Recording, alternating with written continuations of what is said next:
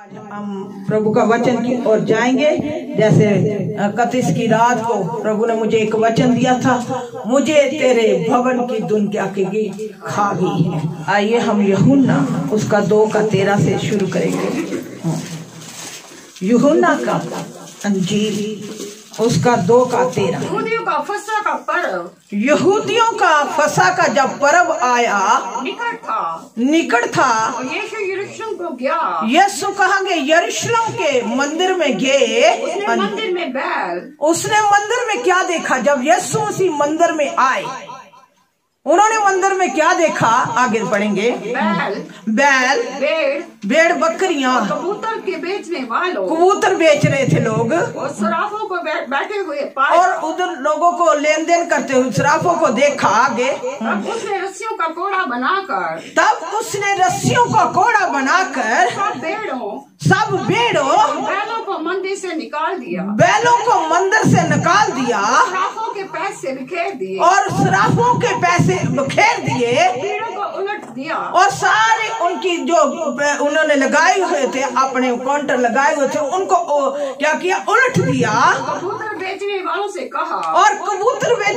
से कहा, यहाँ से ले जाओ, इनको यहाँ से ले जाओ, मेरे पिता के घर को व्यापार का घर मत बनाओ। क्या ना करो?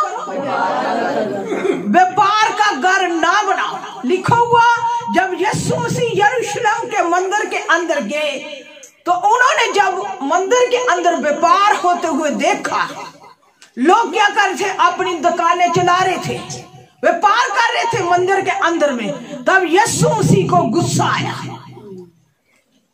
उनको उधर देखा जब कि मेरा तो ये घर परमेश्वर का मंदिर, इसको तो व्यापार का घर बना दिया हुआ, यहाँ तो व्यापार हो रहा है, यहाँ लेन देन हो रहा है। आज भी हम देखते हैं कि परमेश्वर के मंदिर में, परमेश्वर के घरों के बीच में, परमेश्वर के भवनों के बीच में आज भी व्यापार हो रहा है, आज भी लेन देन हो रहा है, आज भी तरह तरह की दुकानें सजाई जा रही हैं। लेकिन प्रभु इस बात से क्या है?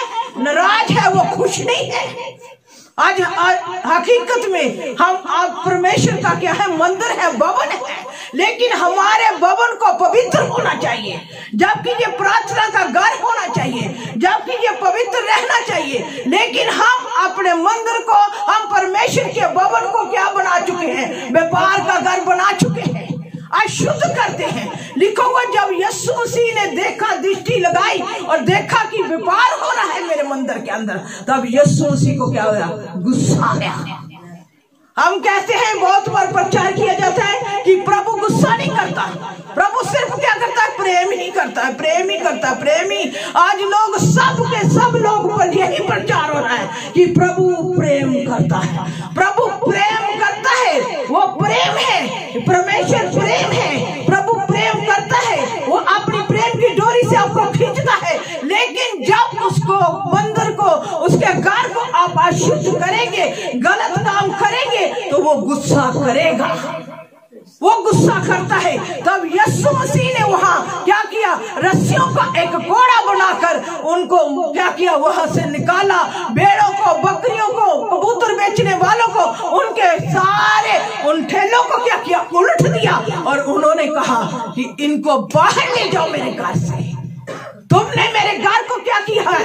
व्यापार का घर बनाकर रखा हुआ है। आज हम अपने जीवन को भी देखें, ये परमेश्वर का मंदिर है। प्रभु यीशु मसीह के वचन में लिखा हुआ, क्या तुम नहीं जानते कि तुम परमेश्वर का क्या है? मंदिर हो, और मेरा आत्मा तुम में बसता है। जो कोई इस मंदिर को नाश करेगा, मैं भी उसे क्या करूंगा? नाश करूंगा। आप परमेश्वर का मंदिर है, आप भवन है, आप प्रभु की कलीसिया को परमेश्वर का भवन भी कहा गया है। आज हमें जरूरत है कि अपने भवन को पवित्र करें। क्या हम अपने भवन को, प्रभु के घर को, या अन्य डाकुओं की खोपड़ी बना दिया?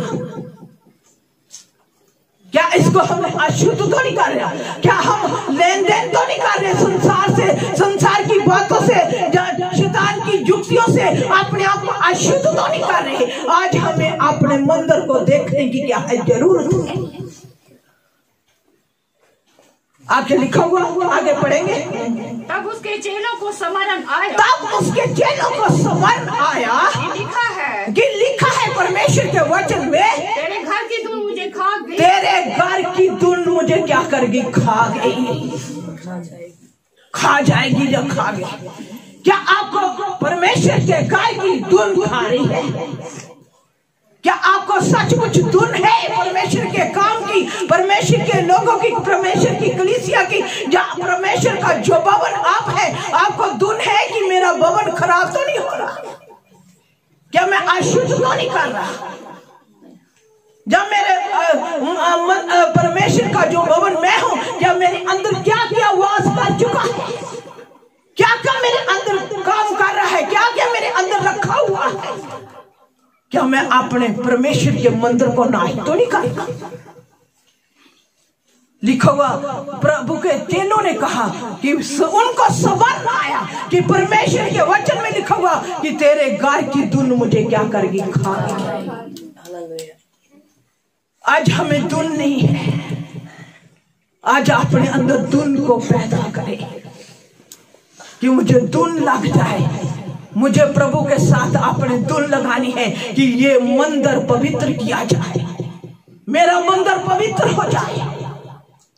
जो परमेश्वर का घर है वो पवित्र है, लेकिन हमें धुन नहीं है। हम यूं ही फॉर्मेलिटी के साथ आते हैं और आकर गीत गाए, वचन सुना और चले गए, लेकिन मंदिर को पवित्र नहीं करते, मंदिर को शुद्ध नहीं करते, मंदिर को संवारते नहीं, मंदिर को पवित्र रख कर नहीं रखते। मंदिर क्या है? वही उजाड़ पड़ा हुआ है। आगे की किताब में लिखा हुआ, तुम अपने छत वाले घरों में रहते हो, लेकिन परमेश्वर का मंदिर क्या है? उजाड़ है। हम इस घर को उजाड़ तो नहीं रहे जिसमें परमेश्वर रहना चाहता है, जिसमें परमेश्वर वास करना चाहता है, जिसमें आपका प्रभु वास करना चाहता, रहना चाहता है। लिखा हुआ उसको उनको समझ आया कि प्रभु के वचन में लिखा हुआ तेरे घर की धुन मुझे खा गई। हमें जलन होनी चाहिए। जलन के साथ जो कुछ प्रभु का सेवा करे, प्रभु का काम करे, प्रभु के आराधना करे, हमारे अंदर एक जलन होनी चाहिए। लेकिन हमारे अंदर जलन नहीं होती, जलन की कमी है। मेरे बच्चों, मेरे भाइयों, मेरे बहनों, मेरे बुजुर्गों, आपके अंदर एक पवित्रता की जलन होनी चाहिए, प्रभु के काम की जलन होनी चाहिए, अपने मंदिर को संवारने की जलन होनी चाहिए कि मैं प्रभु का मंदिर हूं। कहीं मेरा घर, प्रभु का घर जो मुझे कहा गया, क्या मैं उजाड़ तो नहीं?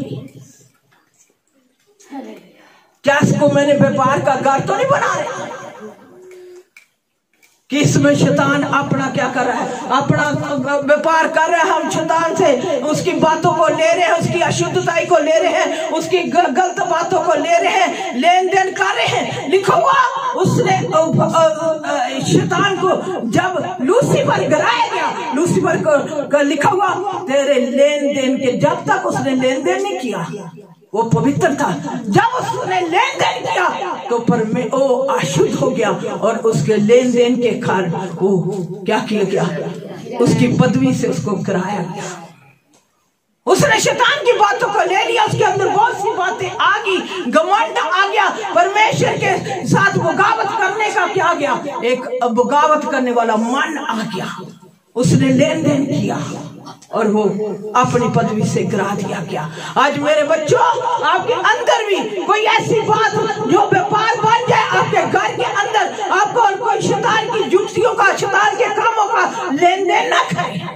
अपने आप को पवित्र करें, अपने प्रभु के वचन को ले ले, जिससे आप पवित्र मंदिर बन सकते हैं। ये तो एक सचमुच वहां यरूशलेम का एक बड़ा मंदिर था कि यीशु मसीह जहां गए वहां लोग क्या कर रहे थे? व्यापार कर रहे थे, लोग लेन देन कर रहे थे, लोग बेच रहे थे अपनी चीजों को। लेकिन प्रभु को देखकर क्या गया? गुस्सा आया कि ये तो मेरे घर को क्या कर रहे हैं? अशुद्ध कर रहे हैं। यहाँ तो व्यापार हो रहा है, यहाँ तो क्या रहा? लेन देन हो रहा है, और ये मेरा घर तो प्रार्थना का घर होना चाहिए। क्या हम अपने मंदिर को प्रार्थना का घर बना रहे हैं? क्या सचमुच हमारे जीवन में प्रार्थना है? जब किसी लोगों को पूछा जाए कि आपकी प्रार्थना कितनी है तो प्रार्थना होती नहीं। लोग क्या कहेंगे, हमसे प्रार्थना होती नहीं, हमारे अंदर प्रार्थना हमसे की नहीं जाती। प्रार्थना होगी भी तो क्या 10-15 मिनट। इससे आप परमेश्वर का मंदिर नहीं बन सकते। प्रभु आपके अंदर वास नहीं कर सकता। प्रभु आपके अंदर पूरी रीति से रहना चाहता है। मेरे बच्चों, प्रभु आपको एक पवित्र मंदिर बनाना चाहता है कि वो आपके अंदर वास करे, आपके अंदर रहे। वो ईंटों और पत्थरों के मंदिर में नहीं रहता। लिखा हुआ, स्वर्ग उसका सिंहासन है, पृथ्वी उसके पांव की चौकी है। तुम उसके लिए कैसा घर बनाओगे? कौन सा घर बनाओगे? वो आपके दिल में रहना चाहता है, आपके जीवन में रहना चाहता है।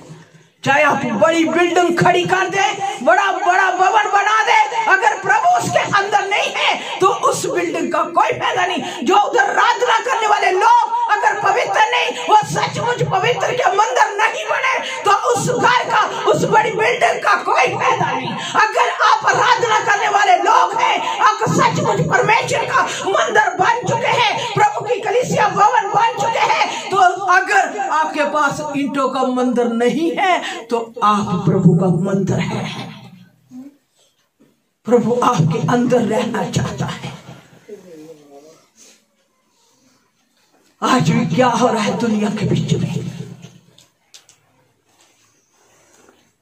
इस साल तो बेहद लोगों ने क्या किया, प्रभु के नाम को रच कर क्या किया, बदनाम किया। क्या वो पवित्र मंदिर आपको दिखाई देते हैं? जो आज बड़ी बड़ी कलीसिया, बड़े बड़े झुंड आराधना कर रहे थे कैसे प्रभु का, क्या वो पवित्र मंदिर दिखाई देते हैं? पवित्र मंदिर अगर आप बन जाएंगे, आपके अंदर से प्रभु की सचमुच आत्मिक आराधना निकलेगी, आपका प्रभु से जुड़ाव होगा, आपका जीवन परिवर्तन हो जाएगा। आप रोएंगे, छाती पीटेंगे, प्रभु मुझे बचा ले, मेरे घर को बचा ले, मेरे बच्चों को बचा ले, मेरे भाई बहनों को बचा ले। आप प्रभु के सामने गिर जाएंगे आंसुओं के साथ, जब आप सचमुच प्रभु का मंदिर बन जाएंगे। प्रभु आपके अंदर वास करेगा। नाचने से, गीत गाने से आप प्रभु का मंदिर नहीं बन सकते। आज क्या हो रहा है? आज नचा रहे हैं लोग नाच कर, कि नाचो, कलीसियों को नचा रहे हैं, डोल डमके बजाकर, और देख देख कर लोग, सब लोग वही कर रहे हैं। एक दूसरे को देख देख कर, किसी ने इतना डोल रहा है, दूसरा उससे बड़ा लाएगा कि मैं बड़ा डोल लेकर आऊं, कि शायद डोल बजाने से कलीसिया पर आत्मा उतराएगा, कलीसिया पवित्र हो जाएगी। इस रीति से कलीसिया पवित्र नहीं हो सकती। कलीसिया को पवित्र करने के लिए प्रभु का वचन चाहिए, प्रभु के लोगों की प्रार्थना चाहिए, कलीसिया के लिए रोना चाहिए, प्रभु के लिए धुन लगाना है, प्रभु के साथ कलीसिया के लिए, प्रभु के मंदिर को बनाने के लिए, जाके जब पवित्र मंदिर बनाने के लिए आपको रोना होगा प्रभु के सामने, घुटने टेकने होंगे कि प्रभु का मंदिर तैयार हो जाए, प्रभु की कलीसिया तैयार हो जाए, प्रभु के लोग पवित्र हो जाए। लेकिन आज वो नहीं हो रहा। आज क्या हो रहा है? हर चर्च में इस बार हमने देखा कि हर एक ने अपनी कलीसिया को क्या किया, नचाया। क्या प्रभु के लोगों ने नचाया? प्रभु ने कहा नाचो, प्रभु के चेलों ने नचाया किसी को, लेकिन देखते देखो एक दूसरे को देख देख कि वो ऐसा करे, हम किसी को नहीं देखते। हमें किसी को देखने की जरूरत नहीं, हमारे पास है ना वचन। हमें प्रभु का वचन को देखने की जरूरत है कि प्रभु का वचन क्या कहता है। प्रभु का वचन में लिखा हुआ, तुम जब इकट्ठा होते हो तो आत्मिक गीत गाया करो, हालेलुया, आत्मिक आराधना किया करो, स्तुति गान किया करो, जिससे प्रभु का आत्मा आप पर राज्य, आप पर बहे, आपके अंदर आए, आप पवित्र हो जाए, आपको छुए। नहीं कहा गया कि आप नाचना मेरे घर के अंदर जाकर, आज लोगों ने क्या बना दिया होगा? प्रभु के मंदिरों को, गिरजाघरों को क्या बना दिया होगा? डांस करो, डांस घर बना दिया गया। हर एक डांस कर रहा है, हर एक कलीसिया नाच रही है एक दूसरे को देखते कर। क्या प्रभु का घर डांस घर होना चाहिए? क्या वो नाटककार होना चाहिए? प्रभु ने कहा मेरा घर प्रार्थना का घर होना चाहिए। हालेलुया। प्रभु ने क्या कहा? मेरा भवन, मेरा मंदिर प्रार्थना का मंदिर होना चाहिए सब जातियों के लिए। हालेलुया। लेकिन हम आज क्या बना रहे हैं? आज लोग क्या बना रहे हैं? पास्टर लोग डाकुओं की खो बना रहे हैं कि सब प्रकार की गंदगी की जाए, सब प्रकार का नाच रंग किया जाए, सब प्रकार की अशुद्धता की जाए। अशुद्धता दूर करने के लिए प्रभु यीशु ने अपना लहू बहाया, अपने आप को दे दिया, अपने आप को क्या किया? हमारे लिए कुर्बान कर दिया। हालेलुया। अपना लहू दे दिया, एक एक बूंद उसकी हमारे लिए इस संसार में बह गई। उसने अपना लहू बहा दिया, अपने पवित्र लहू से हमको मोल ले लिया। उसने कहा तुम अपने नहीं हो, तुम मोल लिए गए हो। हालेलुया। उसने हमको मोल लिया है। मेरे बच्चों, हम क्या बन रहे हैं और क्या बनाया जा रहा है? जब मैं देखती हूँ मुझे बड़ा एक जलन होती है कि लोग क्या बना रहे हैं। आज प्रभु के दास क्या बीज रहे हैं अंदर, लोगों के अंदर क्या खड़ी कर रहे हैं। लिखा हुआ पौलुस कहता है प्रभु की कलीसिया क्या होनी चाहिए? पवित्र। प्रभु का वचन में लिखा हुआ इफ्सियों की पत्री के बीच में प्रभु की कलीसिया बेदाग, बेजुर्री और निष्कलंक और निर्दोष हो और पवित्र हो। लेकिन आज क्या हो रहा है? क्या पवित्र कलीसिया तैयार हो रही है? एक ही वचन लोगों ने पकड़ लिया, वो दाऊद नाचा, दाऊद नाचा, दाऊद। हम दाऊद के समान नाच रहे भाई। हम दाऊद के जमाने के नहीं हैं। दाऊद नाचा था। दाऊद ने दाऊद के अंदर दुनागी के परमेश्वर का संदूक लेकर जब आ रहे थे, उसके अंदर एक जलन आ गई, एक प्रभु के लिए एक मगन हो गया, आनंदित हो गया। आनंदित होकर वो क्या किया? नाचा प्रभु के संदूक के आगे। लेकिन वो आत्मा में आ गया, आत्मा में नाचा। आज हम आत्मा में नाचते हुए लोगों को देख रहे हैं, शारीरिकता फैला रहे हैं, हंस हंस कर, आनंद कर कर मौज मस्ती हो रही है। लिखा हुआ प्रभु का वचन में जब मूसा पहाड़ पर, सीने पहाड़ पर प्रभु का वचन लेने के लिए गया, तब नीचे प्रजा क्या कर रही थी? मौज मस्ती नाच रहे थे लोग, हंस खेल थे, नाच रहे थे। वो गीत गा रहे थे, नाच रहे थे। अशुद्धता, सब प्रकार का अधर्म कर रहे थे। जब मूसा ने आवाज को सुना तब उसने यहोशू से कहा ये किस प्रकार का शब्द है? यहोशू ने कहा शायद लड़ाई का शब्द है। मूसा ने कहा नहीं, ये लड़ाई का शब्द नहीं, मुझे तो नाच का शब्द, नाच गाने का शब्द सुनाई पड़ता है। हालेलुया। तब मूसा को गुस्सा आ गया जब उसने लोगों को नाचते हुए, गाते हुए, अशुद्धता करते हुए देखा। तब मूसा ने क्या देखा? मूसा को गुस्सा आ गया। तब मूसा क्या उनसे प्रेम करने लगा? क्या उनके संग नाचने लगा? क्या उनके साथ वही काम करने लगा? तब मूसा ने कहा जो यहोवा के हैं वो मेरी ओर आ जाए। और जो यहोवा के थे डर गए। कुछ लोग मजबूरी में भी होंगे उनके साथ। तब उसने उस पट्टियों को उन्होंने अपने लिए क्या बना लिया? एक बछड़ा बना लिया। उसके सामने नाचने गाने लगे कि ये हमारा परमेश्वर है।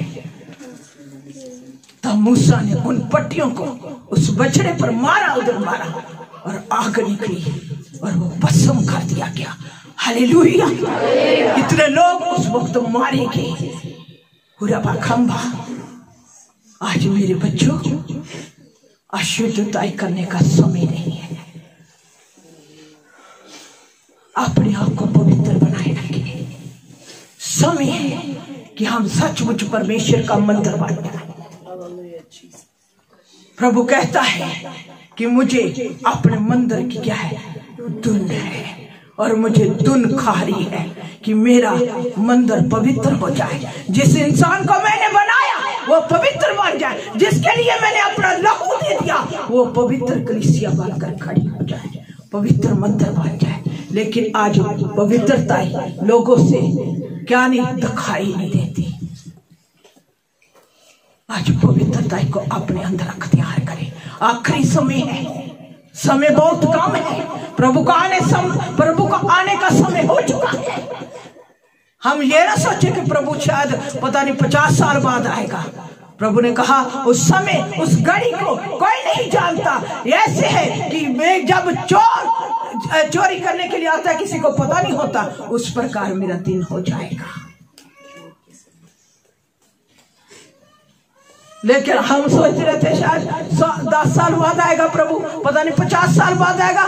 तब तक क्या कर ले, हम क्या कर ले, इस मंदिर को चंगी तरह गंदा कर ले, अच्छी तरह से अशुद्धता बार कर रखे, अच्छी तरह इसको क्या करे, गंदे कामों के लिए इस्तेमाल करे।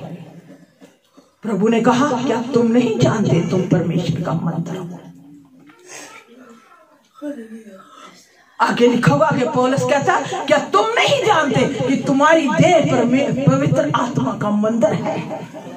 इस देह से क्या क्या हो रहा है, हम क्या कर रहे हैं अपनी देह से, किस प्रकार के काम कर रहे हैं। अपनी देह को भी पवित्र करें, मन को भी पवित्र करना है और देह को भी पवित्र करना है। ये देह भी पवित्र होना क्या है, जरूरी है।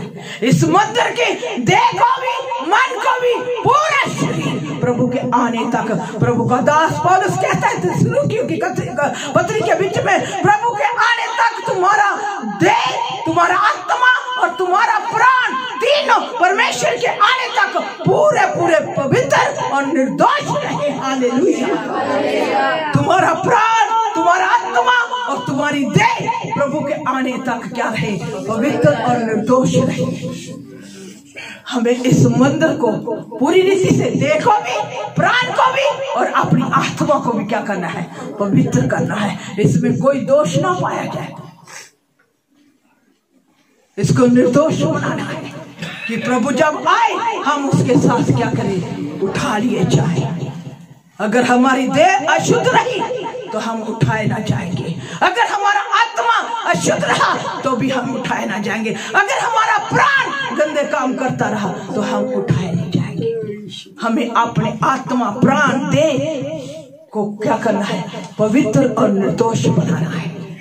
मेरे बच्चों, अपने जीवन को पूरी रीति से पवित्र बना लीजिए। इस देह को बहुत बार हम क्या रखते हैं, गंदा रखते हैं, गंदे कामों से सजाते हैं, गंदी चीजों से सजाते हैं। लेकिन प्रभु की कलीसिया की देह भी पवित्र रहनी बड़ी जरूरी है।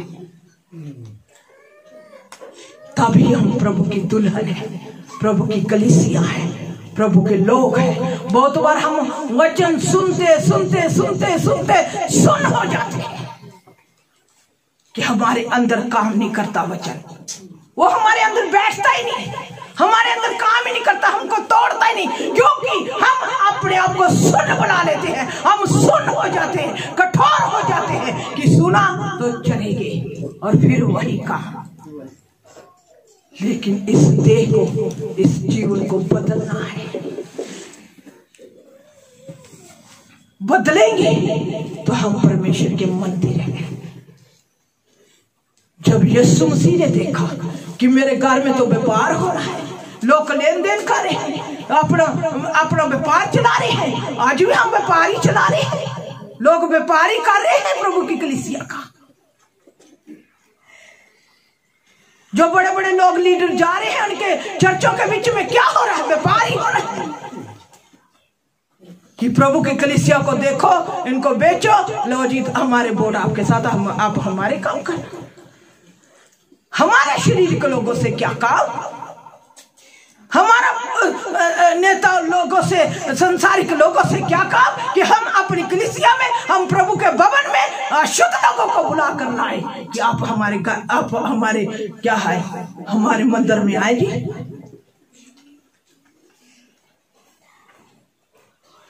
हम उनको अपनी पुरपट पर चढ़ाए। अगर कोई वचन सुनने के लिए आए तो आए, बैठे वचन सुने। कोई कौन है, कोई बड़ा लीडर है, कोई बड़ा मंत्री है, कौन है, वो शारीरिक है, वो आकर बैठे, प्रभु का वचन सुने और अपना मन बनाए। लेकिन हम ये तो नहीं कर सकते कि हम उसको प्रभु की, जहाँ प्रभु का तख्त होता है, प्रभु का विराजने का स्थान होता है, वहां हम उनको चढ़ाए, उनको दिखाए कि ये हमारी कलीसिया, ये हमारे लोग हैं, और हम उनका व्यापार करें।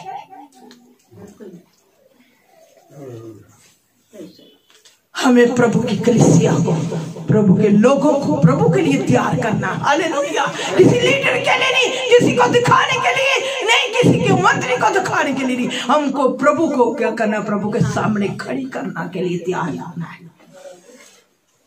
दूसरा कुरिन्थियों 11 अध्याय उसका एक ऐसा हम पढ़ेंगे, आगे पढ़ेंगे।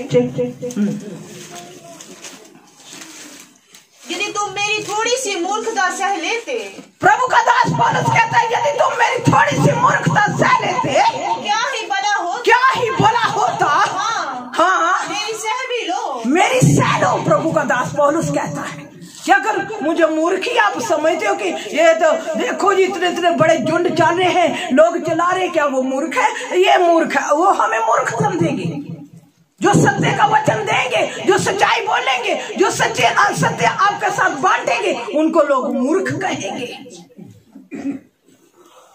प्रभु का दास भी यही कह रहा है पौलुस कि तुम अगर मेरी थोड़ी सी मूर्खता से लेते, मूर्खी समझकर मेरे जो मैं बोल रहा हूं उसको ले लो।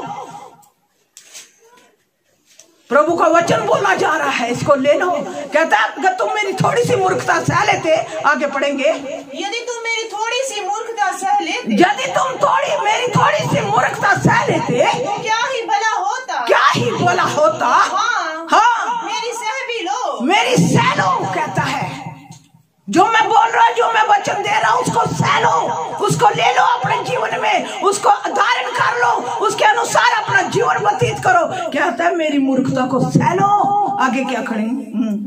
क्योंकि मैं तुम्हारे विषय में, क्योंकि मैं तुम्हारे विषय में ईश्वरीय धुन लगाए रहता हूँ, ईश्वरीय धुन लगाए रहता हूँ, इसलिए कि मैंने एक ही पुरुष से तुम्हारी बात लगाई है, तुम्हें पवित्र कुंवारी के समान मसीह को सौंप दूं। हालेलुया। कहता कि मैंने तुम्हारे लिए ईश्वरीय धुन लगाई है कि तुमको पवित्र कुंवारी के समान मसीह को सौंप दूं। हालेलुया। ना कि किसी नेता को सौंप दूं, ना किसी लीडर को सौंप दूं। कहता मैंने एक ही व्यक्ति से तुम्हारी बात लगाई। Hallelujah, hallelujah. मैंने तुम्हारे लिए ईश्वरीय धुन लगाई है। हालेलुया। आज ईश्वरीय धुन लगाने वाले लोग बिल्कुल कम हैं। हालेलुया। ईश्वर के साथ धुन लगाने वाले लोग कोई आपको मिलेगा जो सचमुच ईश्वर के साथ आपके लिए धुन लगाकर बैठा हुआ है। वो बहुत संसार में आपको कम दिखाई देंगे। हालेलुया। पौलुस कहता मैंने ईश्वरीय धुन लगाई है। वो नाच नहीं रहा था कि मैं तुम्हारे लिए नाच रहा हूं, आओ मैंने प्रोग्राम बनाया है नाचने के लिए, आओ मैंने तुम्हारे लिए मेज सजाई है कि नाचो, मैंने डीजे लगाया, मैंने ये लगाया, मैंने वो। कहता मैंने ईश्वरीय धुन लगाई है। Hallelujah, hallelujah, hallelujah, hallelujah. मैंने तुम्हारे लिए ईश्वर के साथ धुन लगाई है। आज मेरे बच्चों धुन लगाइए, ईश्वर के साथ धुन लगाओ कि आपका जीवन परिवर्तन हो जाए, आपकी जिंदगी बदल जाए, आप प्रभु से कुछ पा सके, आपका प्रभु आशीष दे, आत्मिक वरदान दे, आत्मिक आशीषों से परिपूर्ण करे, और जो कुछ संसार में आपको चाहिए वो आपको प्रभु मुहैया कर देगा। Hallelujah, hallelujah. हम बहुत बार शारीरिक बातों की चिंता करते रहते हैं, मुझे खाने को कहां से मिलेगा, पहनने को कहां से मिलेगा, मेरे बच्चों का पालन पोषण कैसा होगा, और हम अपनी इच्छा अनुसार, अपनी योजना अनुसार अपने जीवन को व्यतीत करते, कामों को ढूंढ लेते हैं। नहीं, अगर प्रभु ने आपको बुलाया, ठहरे रहिए, इंतजार करिए, ईश्वरीय धुन लगाकर बैठिए ना, प्रभु आपके लिए काम खोलेगा, आपको देगा, आपको खिलाएगा, आपको पहनाएगा, आपको हर वस्तु क्या करेगा, देगा जो आपके लिए आवश्यक है। हालेलुया। लेकिन आप क्या पड़ जाते हैं, उतावली में आ जाते, पता नहीं मेरा क्या बनेगा, क्या क्या, क्योंकि हमें संसारिक चीजें विवश करती हैं, संसारिक बातें, संसारिक वस्तुओं की हमें क्या रहती है, तलाश रहती है। प्रभु के लोगों ने आत्मिक वस्तुओं की तलाश की। हालेलुया। अब्राहम लिखा हुआ, जब उसको बुलाया गया वो जानता नहीं था मैं किधर को जा रहा हूँ, लेकिन परमेश्वर ने कहा अब्राहम मेरे पीछे हो ले। हालेलुया। अब्राहम को पता ही नहीं था परमेश्वर मुझे किस स्थान में ले जा रहा है। जब उसने सुन ली, क्या अब्राहम के पास गति रही? नहीं। जब अब्राहम ने परमेश्वर की आज्ञा को मान लिया, क्या उसको किसी वस्तु की गति रही, भोजन की गति रही, वस्त्र की गति रही, किसी वस्तु की गति रही? लिखा हुआ अब्राहम रुपए, पैसे, गाय, बैल, ऊंट, हर एक चीज का क्या बन गया, धनी बन गया। हालेलुया। नौकर, चाकर, दास, दासियों का धनी हो गया। हालेलुया। जब आप आज्ञा मानेंगे, प्रभु हर वस्तु आपको देगा, हर चीज आपको देगा, लेकिन उसके लिए क्या करना पड़ता है? ईश्वर के साथ धुन लगानी पड़ती है। धुन हमें बड़ी जरूरी है। आज धुन की तो कमी है। लोगों का ईश्वर के साथ कैसा नाता है, ये कमी है। आप अपने आज नाते को देखें, अपने परमेश्वर के साथ आपकी कैसी धुन है। आज आप जानते कि मेरी कैसी धुन है। मैं मांग तो रहा हूं प्रभु से कि मुझे ये चाहिए, तो हमारी धुन में कमी तो नहीं? क्या मैं कैसे, मेरा रिश्ता है मेरे प्रभु के साथ जिसने मुझे मोल लिया हुआ है, जिसने मुझे खरीदा है। लिखा होगा तुम अपने नहीं, तुमको मोल ले लिया गया। हालेलुया। आपकी कीमत दे दी गई है। आपकी कीमत क्या है? प्रभु ने, परमेश्वर ने अपने पुत्र का लहू देकर आपको खरीदा है। वो बेशकीमती लहू देकर आपको खरीदा गया है। कोई चीज देकर आपको खरीदा नहीं गया, उसके पुत्र की कुर्बानी देकर आपको खरीदा गया है। लेकिन हम उसके पुत्र को किस तरह ले रहे हैं? क्या हल्के में तो नहीं ले रही? क्या यही तो नहीं बस आए और चलेगी? हम अपने आप की आज जानकारी करेंगे। हम सोचें कि हमारी धुन कैसी है। फिर से हम कुरिन्थियों के खत पढ़ेंगे, फिर से हम इसको रिपीट करेंगे। यदि तुम मेरी थोड़ी सी मूर्खता सह लेते, यदि तुम मेरी थोड़ी सी मूर्खता सह लेते, तो क्या ही भला होता, क्या ही भला होता। हाँ, हाँ, मेरी सह भी लो, मेरी सह भी लो, क्योंकि मैं तुम्हारे विषय में, क्योंकि मैं तुम्हारे विषय में ईश्वरीय धुन लगाए रहता हूँ। ईश्वरीय धुन लगाए रहता हूँ, इसलिए कि मैंने एक ही पुरुष से, एक ही पुरुष यानी प्रभु यीशु मसीह से। हालेलुया। आगे, इसलिए कि मैंने एक ही पुरुष से, इसलिए कि मैंने एक ही पुरुष से तुम्हारी बात लगाई है, तुम्हारी बात लगाई है, कि तुम्हें पवित्र कुमारी के समान, कि तुम्हें पवित्र कुंवारी के समान मसीह को सौंप दो। हालेलुया। हमें ये काम दिया गया है कि हम आपको तैयार करें आपको सिद्ध बनाकर, प्रभु का वचन में लिखा होगा, प्रभु का दास पौलुस कहता है कि तुम्हें सिद्ध बनाकर प्रभु के सामने में खड़ा करो। सिद्ध कलीसिया ही प्रभु की दुल्हन होगी और वही प्रभु के साथ राज्य करेगी। कहता है तुम्हें मैं पवित्र कुंवारी, जैसे एक कुंवारी पवित्र होती है जो किसी के साथ अपने शरीर को गंदा नहीं करती, गंदे काम नहीं करती, एक पवित्रता में रहती, उसी प्रकार पवित्र कुंवारी के समान मसीह को क्या करो, सौंप दो। मसीह को सौंपने के लिए हमको काम दिया गया कि हम जो हमारे हाथ में लोग दिए गए, जो कलीसिया, जो लोग, चाहे परमेश्वर का वचन दो-धारी तलवार से भी दिखा है, वो आर पार छेदता है। हालेलुया। इब्रानियों की पत्री में पढ़ लीजिए, हम पढ़ेंगे, जल्दी से पढ़ेंगे, 4:12 से पढ़ेंगे। क्योंकि परमेश्वर का वचन जीवन और प्रबल है, और एक दो-धारी तलवार से भी बहुत चोखा है, और एक दो-धारी तलवार से भी चोखा है, और प्राण और आत्मा को, और गांठ आपके अंदर गांठ को, गूदे और गूदे को और अलग करके आर पार छेदता है, और मन की भावना और विचारों को जांचता है। हालेलुया। परमेश्वर का वचन दो-धारी तलवार से दिखा है, वो आपको छेदना चाहिए, आपके हितों को छेदे, आपके अंदर गांठ को गूदे को छेद जाए, आपके आर पार चला जाए, आपके मन के अंदर। आपके अंदर कौन सी गांठ है? अगर पाप की गांठ है, अगर नफरत की गांठ है, उसको छेद कर बाहर में उसको क्या करे, हटा दे। हालेलुया। लिखा हुआ वो आर पार छेदता है, गांठ को। प्रबल है, परमेश्वर का वचन प्रबल है, वो काम करता है, वो काम किए बिना वापस नहीं लौटता, प्रभु के वचन में लिखा हुआ।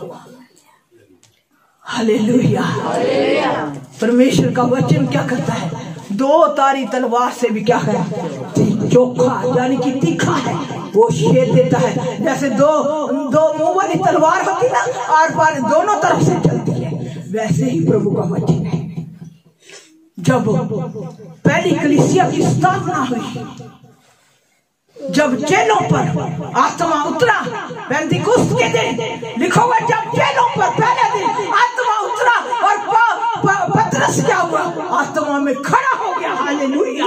आज आत्मा में खड़े हो जाइए ना, लोगों को बचाने के लिए, लोगों को प्रचार देने के लिए, लोगों को प्रभु के साथ मेल कराने के लिए, लोगों के लिए धुन लगाकर आत्मा में खड़े हो जाइए। हालेलुया। लिखा हुआ, जब पहले दिन परमेश्वर का आत्मा चेलों पर उतरा, प्रभु का दास पतरस आत्मा में परिपूर्ण हो गया और वो खड़ा हो गया। हालेलुया। और उसने जब प्रचार किया, 3000 लोगों ने क्या किया, मन भराया। हालेलुया। वो वचन उनके हितों को छेद गया, वो वचन उनके अंदर चला गया, उनको कायल कर दिया वचन ने। और उन्होंने प्रभु के दास के पास आकर और दूसरे चेलों के पास आकर कहा, हे साहिबो, हम मन भराने के लिए क्या करें? हालेलुया। उसी प्रकार आज मेरे जवानों, भाइयों, बहनों, आपके अंदर भी प्रभु की आग लग जाए, प्रभु की धुन लग जाए। मुझे प्रभु के लिए काम करना है और जीना है। हालेलुया। और 3000 लोगों ने एक ही दिन के बीच में मन भराया और वो प्रभु की कलीसिया में सम्मिलित हो गए और उन्होंने बपतिस्मा लिया, पवित्र आत्मा का दान पाया। हालेलुया। उसी प्रकार मेरे लोगों, आज आपके अंदर भी एक धुन हो जाए, मुझे लोगों को बचाना है, मुझे प्रभु के लोगों के अंदर प्रभु का वचन फूंकना है कि लोग जीवित हो जाएं और एक जिंदा लोग बनकर प्रभु की कलीसिया, प्रभु की देह क्या हो जाए, तैयार हो जाए। मेरे भाइयों बहनों, अपने अंदर आज अपनी धुन को पहचाने कि मेरे अंदर कैसे धुन है, क्या सचमुच मैं प्रभु के साथ धुन लगा रहा हूं? मेरी धुन के बीच में अशुद्धता तो नहीं, अपवित्रता तो नहीं, क्या मैं शारीरिक कामों से लबरेज तो नहीं? क्या मुझे भाई बहनों का, माँ बाप का और संसारिक प्रेम तो नहीं खींचना? जब आप प्रभु आपको बुला लेता है तब आपके अंदर प्रभु का प्रेम ही आपको विवश करना चाहिए। फिर बाकी लोगों का प्रेम बाहर, हमारे अंदर फिर दुनिया ही वसी रहती है, संसार ही वसा रहता है, भाई बंधु ही वसे रहते हैं, माँ बाप ही वसे रहते हैं, भाई और कई प्रकार की दुनिया बसी रहती है, हमको और लोगों का प्रेम खींचता रहता है। लेकिन जो प्रभु के हैं उनके अंदर प्रभु का प्रेम क्या करता है? विवश करता है। हालेलुया। जो प्रभु के हैं उनको प्रभु का प्रेम विवश करता है कि मुझे प्रभु के लिए जीना है और प्रभु का काम करना है। वो सारी बातों को फिर बाहर करते संसार में। पौलुस कहता हमें रहना है, इनके साथ प्रेम भी करना है, मिलना है, लेकिन प्रभु से बढ़कर नहीं। प्रभु ने साफ कह दिया कि जो कोई मुझसे बढ़कर, तो फिर क्या हम प्रभु की आज्ञा को बाहर निकाल दें कि नहीं जी? प्रभु का प्रेम कहता है सबसे प्रेम करो, सबसे मेल मिलाप करो। आज यही प्रचार हो रहा है, प्रेम करो, प्रेम करो, प्रेम करो, मेल मिलाप करो। मेल मिलाप की सेवा हमको प्रभु ने सौंपी है, लेकिन प्रभु तो कहता है कि मेरे से बढ़कर नहीं, मेरे से बढ़कर। अगर कोई अपने माँ बाप को, अपने पति को, अपनी पत्नी को, अपने बच्चों को, अपने भाइयों को, अपनी बहनों को, यहाँ तक कि अपने प्राण को भी अप्रिय ना जाने, तो वो मेरा चेला नहीं हो सकता। Hallelujah, hallelujah, hallelujah. आज बहुत लोग हैं जिन्होंने अपने प्राणों को निशावर कर दिया। उनको तो हम देखते नहीं कि जो अपने आप को निशावर कर रहे हैं, अपनी देह पर दुख उठा रहे हैं, अपने आप के बच्चों को क्या करें, दुख मिल रहा है उनके बच्चों को। आज कई लोग जेलों में हैं प्रभु के नाम के कारण, प्रभु के काम के कारण। इन दिनों में तो हम देख रहे हैं हमारे हिंदुस्तान में कितना प्रभु के दासों पर सताव हो रहा है, कितना कलीसियों को सताव जा रहा है, लेकिन वो सारे ले रहे हैं, लेकिन फिर भी प्रभु के बीच में दलेर है और प्रभु का काम करने से पीछे नहीं हटते। हम उनको नहीं देखते, हम नाच रंग करने वालों को देखते हैं। वो नाच रहे हो, वो इतना बड़ा पास्टर, इतना बड़ी कलीसिया उसके पास, हम वैसे ही हो जाते हैं। अगर उन्होंने कोई अशुद्धता बिखेरे हैं तो हमें तो प्रभु का वचन कह रहा ना भाई, हमें अशुद्धता नहीं करनी, हमें नाच रंग नहीं करना। हम किसी को क्यों देखें? हम प्रभु को देखें जिसने आपके लिए, मेरे लिए, सबके लिए, सारे संसार के लिए अपने आप को दे दिया। हो लॉर्ड, अपने आप को दे दिया। जब प्रभु यीशु मसीह क्रूस पर थे, कितने दुख में थे, उस घड़ी को याद करो। और आज हमने प्रभु के बलिदान को, प्रभु के लहू को, पवित्र लहू को जो हमारे लिए दिया गया, हम पैरों के तले क्या करते हैं? रोंदते हैं। जब हम शारीरिकता फैलाते हैं, अशुद्धता फैलाते हैं, वचन भी सुनते हैं जाकर, और फिर अपने जीवन को बदलते नहीं, तो हम उसके लहू का अपमान करते हैं, हम उसके पुत्र का अपमान करते हैं। आज समय नहीं है कि हम फिर वही काम करते रहे। आज समय है हम बदल जाए, हमें प्रभु की धुन लग जाए। प्रभु के दासों, प्रभु की कलीसिया के लिए जैसे पौलुस ने धुन लगाई, वैसे धुन लगाने वाले लोग बन जाए। कि प्रभु का दास पौलुस कहता है, मैंने 3 साल तक आंसू बहा बहा कर तुम्हें चिताना नहीं छोड़ा। Hallelujah, hallelujah, hallelujah. वो थी पौलुस की धुन, वो थी ईश्वरीय धुन। वो एक कलीसिया को कह रहा है कि मैंने तुम्हारे लिए आंसू बहा बहा कर तुम्हें चेतावनी देना नहीं छोड़ा। आज अगर हम चेतावनी देते हैं, लोग बुरा मनाते हैं, लेकिन जो बुरा मनाएगा वो मरेगा पाप में। लेकिन चेतावनी देना हमारा काम है। कोई बुरा मनाता है कोई क्या समझता है, कोई क्या कैसे लेता है उसको, लेकिन हमारा काम है, प्रभु का दास पौलुस कहता है, मैंने आंसू बहा बहा कर तुमको चेतावनी देना नहीं छोड़ा। और कहता है कि मैंने जच्चा सी पीड़ा तुम्हारे लिए सही, कि तुम्हारे अंदर क्या आ जाए, मसीह का रूप आ जाए। यीशु मसीह का रूप आपके अंदर बनना बड़ा जरूरी है। कहता मैंने जच्चा किसी पीड़ा सही।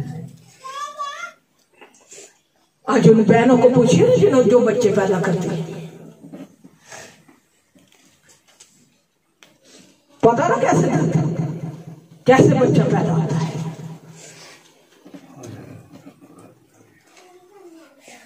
वही दर्द पौलुस लेता था। ऐसे दर्द लेकर उन्होंने कलीसियों की स्थापना की कि मसीह का रूप उनके अंदर आ जाए। आज मसीह का रूप लोगों के अंदर दिखाई नहीं देता। वही शरीरिकता, वही गंदी बातें, वही झगड़ा, वही क्रोध, वही विरोध, वही गंदी बातें, वही निंदा, वही बदनामी, वही डाह, नफरत, एक दूसरे के साथ मेल मिलाप, प्यार नहीं, हम वही। लेकिन प्रभु का दास कहता मसीह का रूप आ जाए।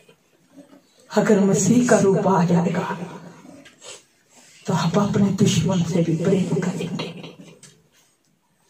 जब प्रभु क्रूस पर थे, उन्होंने कहा हे पिता इनको माफ कर, क्योंकि ये नहीं जानते कि ये क्या कर रहे हैं।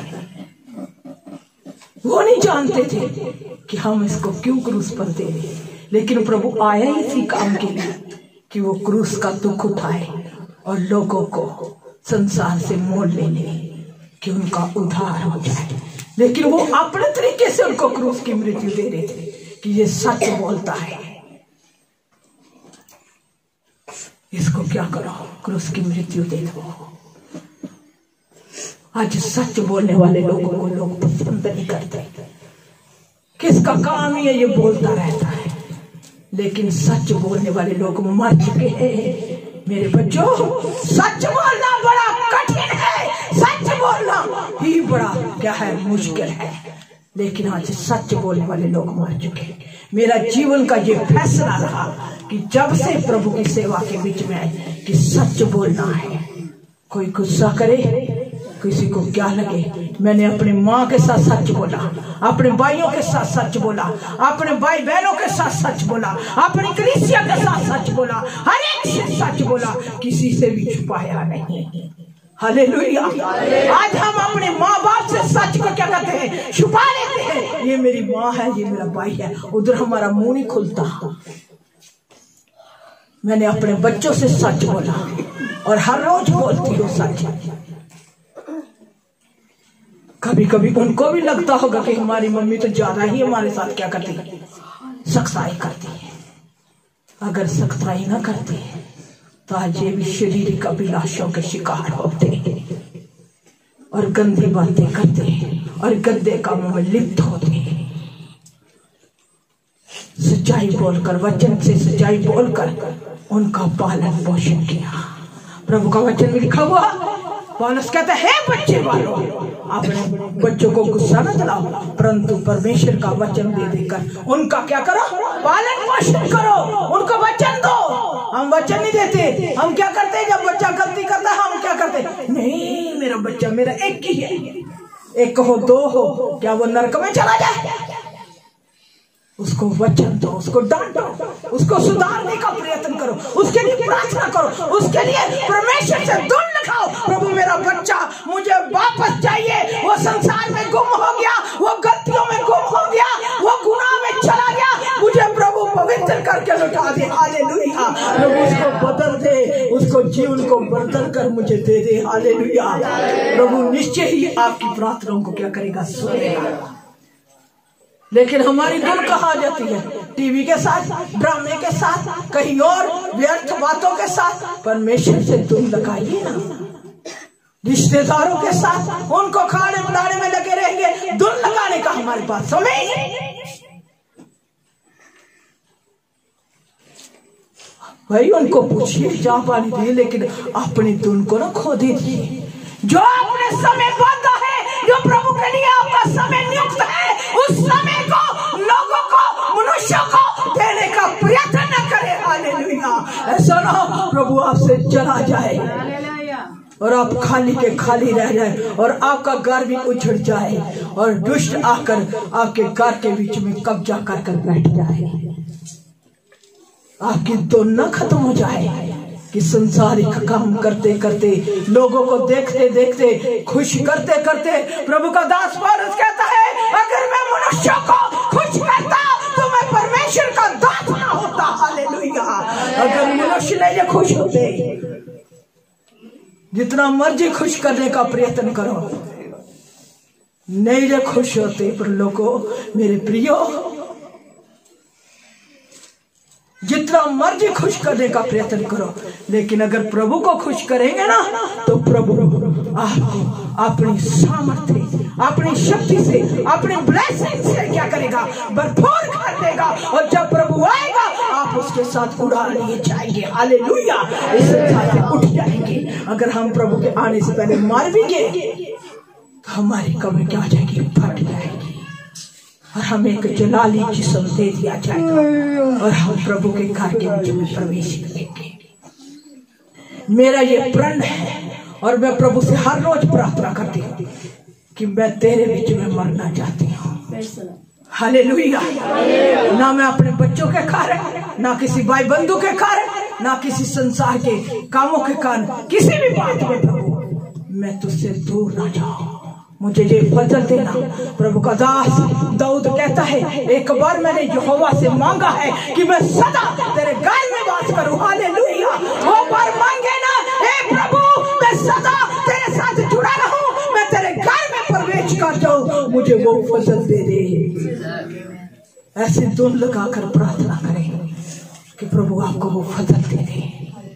आज नए साल के बीच में अपनी कमियों घटियों को छोड़ते हुए अपने प्रभु के साथ धुन लगा ले कि पता नहीं जब प्रभु कब आ जाए और हम यहाँ छोड़ दिए कि तो बड़ा दुखदायी होगा। मेरे बच्चों, वो दुख, वो कलेश सहना बड़ा कठिन है। आज इस समय के बीच में अगर कोई कलेश दुख आपको दे तो उसको आराम से सह लीजिए कि आप प्रभु की कलीसिया दुल्हन बन जाए। उन दुखों से ना डरे। कोई गड्डी आ गई, कोई बीमारी आ गई, कोई पैसे की तंगी आ गई, उससे ना डरिए। प्रभु के साथ धुन लगाइए। मेरे 26 साल के इस जीवन के बीच में जो प्रभु के दास के साथ मैंने गुजारे 26 साल हो गए। दिसंबर 20 को हमारे 26 साल हो गए थे। 26 साल के बीच में कभी पीछे मुड़कर नहीं देखा। तंगी आई, कष्ट आया, बीमारी आई, पैसे की कमी आई, इतनी बेहद कमी भी आई, लेकिन कभी मन व्याकुल नहीं हुआ। प्रभु ने तसल्ली दी, इत्मीनान दिया और निकास कर दिया। और समय पर एंड टाइम जब कभी कभी बहुत बार पूरा साल भी बच्चों की फीस नहीं होती थी, कभी भी प्रभु ने घबराने नहीं दिया, धन्यवाद किया। और प्रभु ने जब समय आया प्रभु ने दे दिया। बहुत बार बच्चों को क्लास से निकाला गया कि आपने फीस नहीं दी, लेकिन बच्चों को यह सिखाया गया कि प्रभु करेगा और प्रभु ने किया। आज हम घबरा जाते, हमारे बच्चे के पास 100 ड्रेस होंगे ना तो हर साल हमें नया ही चाहिए। हमने ऐसी सेवा नहीं की। हमने किसी की शादी भी आ गई, अपने निकट की भी आ गई, पुराने पाकर हमने उस शादी को क्या किया देख लिया, लेकिन ये काम नहीं किया हाय रोने बैठ जाए, हाय मेरे बच्चों के पास कपड़े नहीं, हाय मेरे बच्चों के पास जूते नहीं। मेरे माँ बाप थे अच्छी क्या करते थे, जॉब्स करते थे। मेरे भाई थे अच्छे कमाते थे, अच्छा सब कुछ था। मैंने कभी भी उनसे जाकर अपनी उस तंगी को, अपने कलेश को उनके साथ नहीं बांटा। हालेलुया। मैंने प्रभु पर भरोसा रखा, हालेलुया, कि मेरा प्रभु मुहैया करके देगा। कोई मेरा भाई, मेरी भाभी, मेरे कोई रिश्तेदार कह दे, मेरी बहनें हैं इधर, बड़ा बड़ा दान है उनके पास, कोई कह दे हमारे पास आकर इसने कुछ मांगा है, अपने प्रभु से मांगिए। अपनी माँ पर भरोसा ना रखिए, अपने बाप पर भरोसा ना रखिए, अपने भाई बहनों पर भरोसा ना रखिए कि वो हमें खिलाएंगे, वो हमें देंगे। हम प्रभु का काम करेंगे तो कैसे करेंगे? उस परमेश्वर पर भरोसा रखिए जो सबको खिलाता है, जो सबको देता है। मैं शरीर पर भरोसा नहीं रखा, प्रभु पर भरोसा रखा, और उसने खिलाया, उसने दिया, उसने हमें संभाला। मेरे बच्चों, डोल लगाए प्रभु का वचन में लिखूंगा। एक आयत पढ़कर मैं बैठना चाहती हूँ क्योंकि समय हो गया। वचन संहिता 69 का 9 अध्याय 9, क्योंकि वचन बहुत है मेरे पास लेकिन समय है। क्योंकि मैं तेरे भवन की धुन में, क्योंकि मैं तेरे भवन की धुन में जलते जलते भस्म हुआ, जलते जलते भस्म हुआ। और जो निंदा वह तेरी करते हैं, जो निंदा वह तेरी करते हैं, वही निंदा मुझको सहनी पड़ी है। Hallelujah, hallelujah, hallelujah. वचन संहिता लिखने वाला था यहाँ प्रभु यीशु मसीह के बारे में क्या कर रहा है? भविष्यवाणी। प्रभु कह रहा है कि मुझे तेरे भवन की क्या है, धुन में भस्म हो जाता हूं। हमें प्रभु के लोगों के लिए, प्रभु की कलीसिया के लिए धुन के बीच में क्या करना है? भस्म हो जाता है जैसे कोई चीज, वैसे अपने आप को डाल देना है ताकि हम प्रभु के लिए काम कर सके, प्रभु की कलीसिया को संवार सके, प्रभु के भवन को खड़ा कर सके, प्रभु के काम को बढ़ा सके। कहता है जैसे तेरी निंदा करने वालों की निंदा मुझ पर भी सहनी पड़ी। लोग निंदा करेंगे, आप अच्छा करेंगे, लोग आपकी बदनामी करेंगे। आप अच्छा करने का यत्न करेंगे, लोग आप पर क्या करेंगे? कीचड़ उछालेंगे। लेकिन निंदा को से ना घबराते हुए प्रभु के साथ धुन लगाकर बैठे कि प्रभु आपके द्वारा कुछ काम करे। संसारिक बातों से अपने आप को अलग करके कि ये संसार और संसार की अभिलाषाएं लिखा हुआ मिटती जाती है, लेकिन प्रभु और प्रभु के लोग सदा। Hallelujah, hallelujah, hallelujah. अगर आप सदा बने रहना चाहते हैं प्रभु के साथ तो आज अपने जीवन को, अपनी धुन को पहचाने कि मेरी धुन कैसी है। प्रभु के साथ प्रभु के दास लोग पहचाने मेरी धुन कैसी है, मैं कैसी धुन लगाकर बैठा हूं। प्रभु आपको इस वचन से आशीष बरकत दे। आज प्रभु ने मुझे भी 51 साल का होने के लिए मदद दिया। 51 साल की मैं हो गई हूँ और प्रभु ने मुझे संभाल के रखा। बचपन से मेरे अंदर धुन थी, प्रभु का प्रेम मुझे विकसित करता था। मैं अपने घर से कैसे निकली हूँ ये बड़ा लंबा मेरा गवाही है। आज लोगों को कुछ भी नहीं होता, कोई संघर्ष नहीं होता, तो भी निकलना कठिन है। हमें प्रभु की धुन थी, वो धुन ने हमको ऐसा कायल किया कि हम बड़े संघर्ष के बीच में से गुजरते हुए प्रभु के निकट आ गए। वो धुन आप अंदर पैदा करें कि आप प्रभु के साथ जुड़ जाएं। और मैं भी पाक टेबल में भी शिरकत करना चाहती हूँ। अगर मेरे द्वारा किसी भाई बहन को, बुजुर्ग को, प्रभु के दास को, मेरे बच्चों को, किसी को भी ठोकरे तो वो मुझे सब कुछ